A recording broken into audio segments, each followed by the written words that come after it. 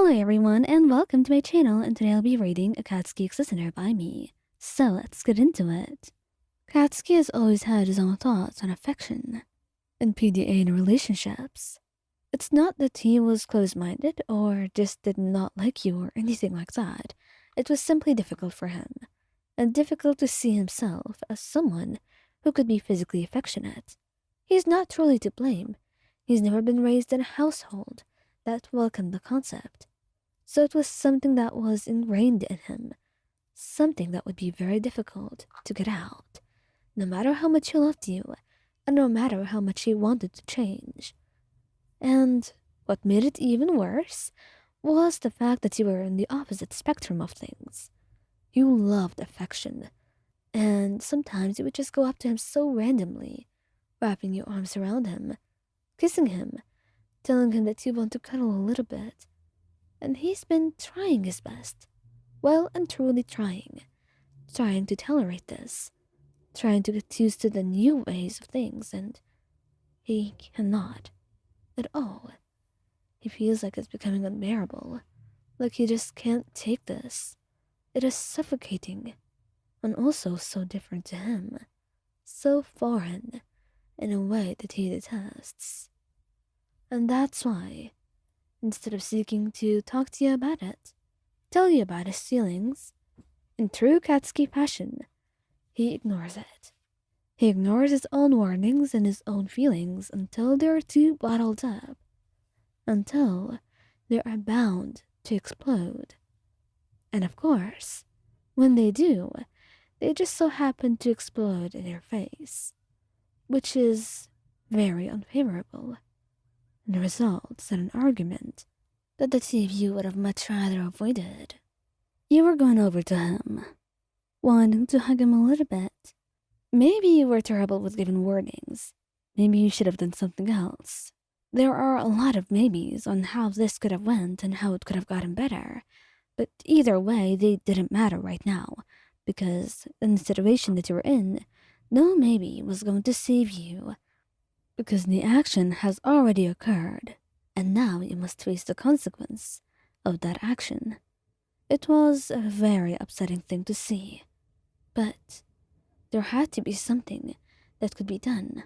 Initially, he had pushed you away immediately as you touched him, and that hurt. But what was even worse was the lack of remorse as you looked at him. Katsuki, just why are you behaving this way? You ask him, your voice trembling, and the hurt showing very clearly in your eyes. He looked at you, frowning. You know why, Wayan. You just keep doing this. You keep disregarding my privacy, my space. You know, Katsuki, that's not the case. I love you. That's not what I meant. You could have told me if you didn't want me to be touchy with you. Well, don't you already see? I don't know how to deal with this. It feels different, and I don't like it. And yet, you don't get anything at all. Do I really have to spell it out for you? Yes, you do. How am I supposed to read your mind? You're being unreasonable, and I'm sick and tired of being just some mind reader or someone with telepathy that you can just talk to. I am a person, Katsuki. I can't just figure out what's going on in your head without you telling me. Well, I finally did. Now you can just stay the hell away from me. You really mean that, don't you? You say, crying. All that telling and all those sharp words. It hurt.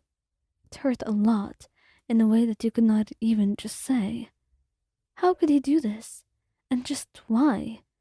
You don't understand. You have never done something to make him so angry with you.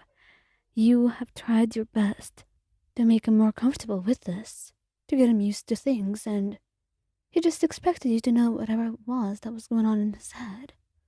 But you were not going to stand for that much longer. You couldn't. There was too much hurt in your heart, and there was too much that he expected from you, without doing a single thing to deserve it. It was painful. It was humiliating. Just how easily you were discarded away. How easily He said that you were annoying and too much for him. Perhaps he never loved you at all, because right now, you were just sent away. He didn't want to be with you, and you didn't want to be with someone who didn't appreciate you either. It just hurt that maybe, for a longer time, he might have kept thinking the same. How many times did he think that, and refuse to say it? And why? You had no idea what was going on through his head, why he put up with you at all, why things were so complicated between you two. But you never wanted to actually know now. You didn't care anymore. Or at least that's what you told yourself. Trying not to feel anything for the person that you've loved and continued to love for a very long time.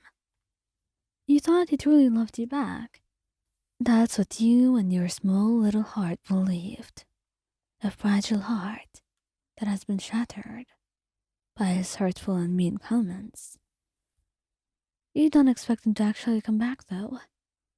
It is very surprising when he's desperately knocking at your door. And even more surprising when you open it, finally, having gotten sick of the knocks, only to find him crying. Just what are you doing? Please, explain yourself. I'm not ready to argue with you now, Katsuki, and I'm not really interested to. I'm sorry, Ryan. I am. I'm so sorry I ever said that. I was always just being in my own head. And I get feeling uncomfortable with physical affection. It doesn't mean that I should have yelled at you like that. You didn't deserve it.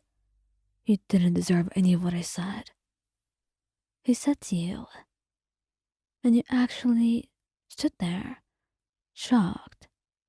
Katsuki Bakugou, the person who never apologized.